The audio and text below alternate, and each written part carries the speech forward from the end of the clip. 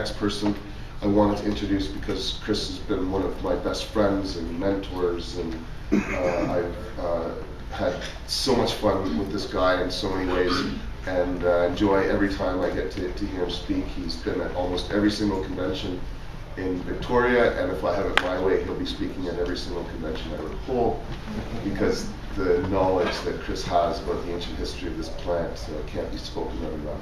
So, thank you.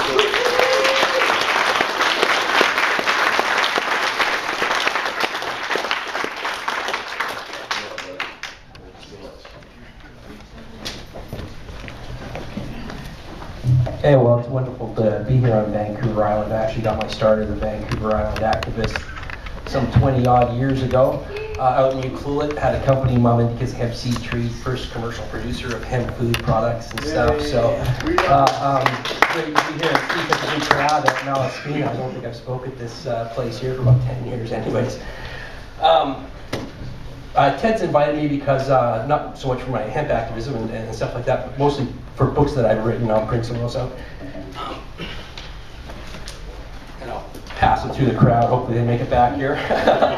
This is the first book I wrote. It's called Green Gold, the Tree of Life, Marijuana, Magic, and Religion. And it was a study of cannabis in all sorts of different cultures and religions, going back to the most ancient references we could find in Assyria and China and India, places like that.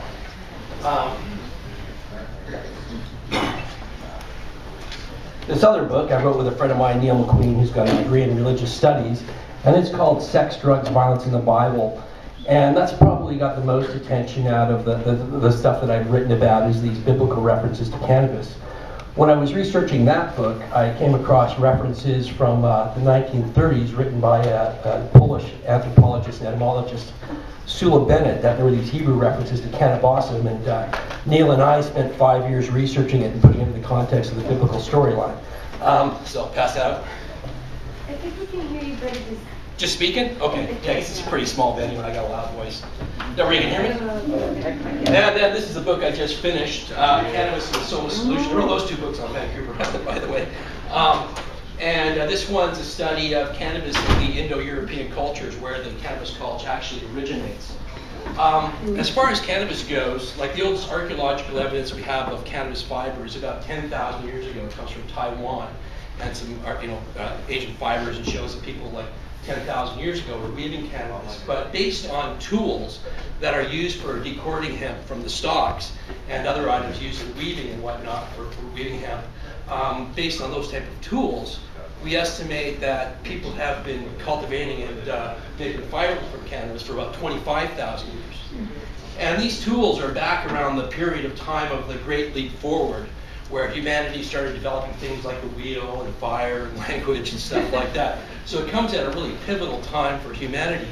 And people like Dr. Guy from GW Pharmaceuticals speculate that cannabinoids and the cannabinoid system in humanity and humanity's relationship with cannabis may have in some way contributed to that great leap forward with humanity.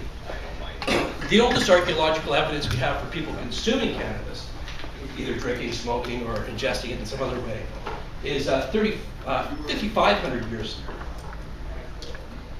old. And this actually comes from the Ukraine region, surprisingly enough, not from China or India or someplace like that.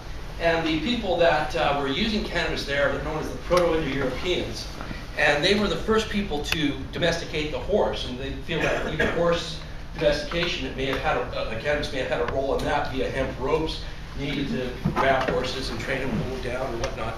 And the root word for cannabis actually comes from the same area, Kana, and it's spread throughout because of these people's high mobility throughout the ancient world. And many of our modern terms from cannabis actually come from the same root, Kana, whether it be the French chambra, the German hanf, the English cannabis, the Dutch cannabis, the modern Hindi bhang, or the ancient Sanskrit sana, or the Persian sana and bhang.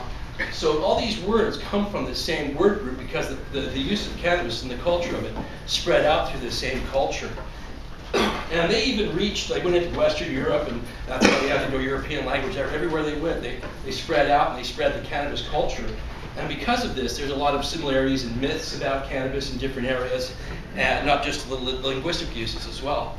And so it's a really fascinating story when you follow this recently we've been looking at archaeological evidence in the last few years that's emerging from China that shows that Indo-European culture even made it into China. And there was a white culture that lived in China from about 2000 BC to say 200 BC that used cannabis, and they have found the remains in 2 tombs of shamans with female cultivated cannabis. So this cannabis is like say 2,800 years old, and it's not hemp fiber cannabis. This is actually medicinal quality cannabis that was cultivated for its intoxicating properties. So here we have evidence of cannabis, that's 700, 800 years older than Christ. So it goes back pretty far, and many of the oldest pharmacopoeias as well have references to cannabis medicines in them, whether it be the pharmacopoeia from China written by Shen Nung, the Bennett, which has many references to cannabis for ailments identical to those that people are using to treat it today.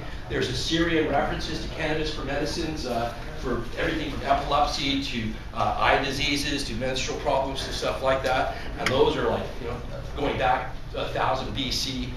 In the India, we have the medicinal, I forget the name of the, what do they call it, Ayurvedic. And Ayurvedic references of cannabis for medicinal qualities, again, going back 1,000 years BC.